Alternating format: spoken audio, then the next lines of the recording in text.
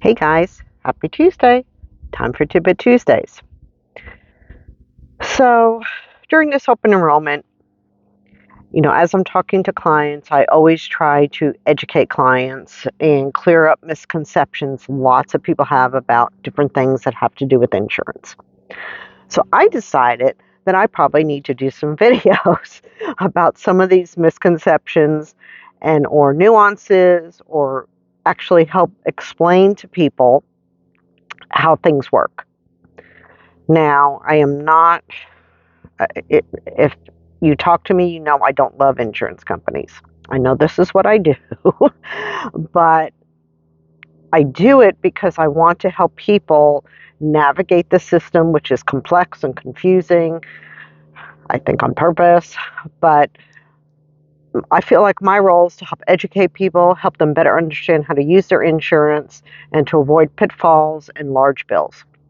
So, the first misconception that I would like to clear up is that insurance companies dictate which doctors and providers you can go see. So that's absolutely untrue. What? And you're like, what? No, my insurance company says so and so doctor, they won't pay if I go to so and so doctor. So all insurance companies would accept any provider that wants to contract with them. So doctors decide which insurance company they are going to choose to work with.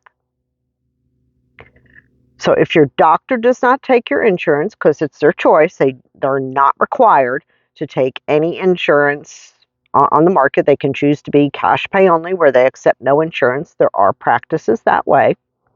There are practices that don't take Medicare.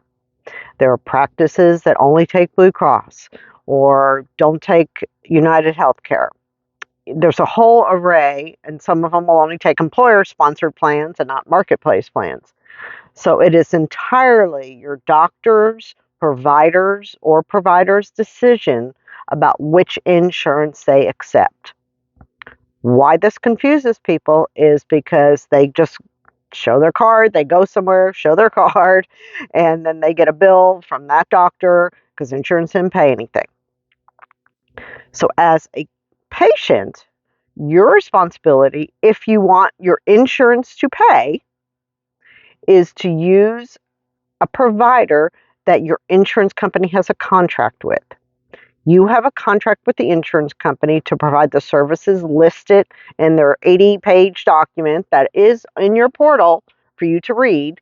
So I encourage you to read that, because that's going to be another point where people complain about prescriptions, but that's another time.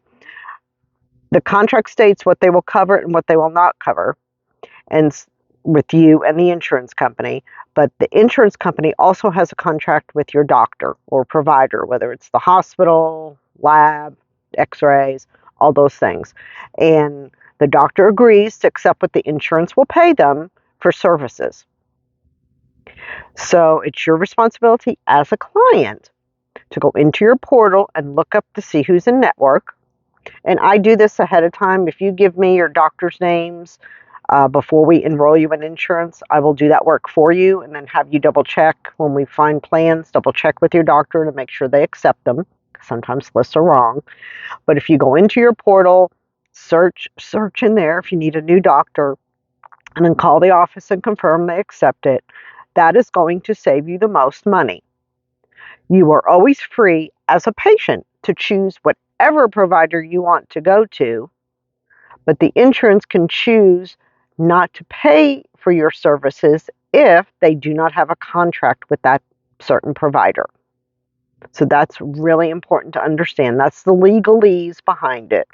Whether you like it or not, that's the way the system works. So keep that in mind, that you're always free to pay cash at your doctor. And see, you never ever have to switch doctors. You only need to switch if you want to make sure the insurance you selected, or maybe your employer selected, will cover the services you need. Again, your complete choice. It's a doctor's choice who they want to contract with. The insurance company will take any provider that wishes to contract with them.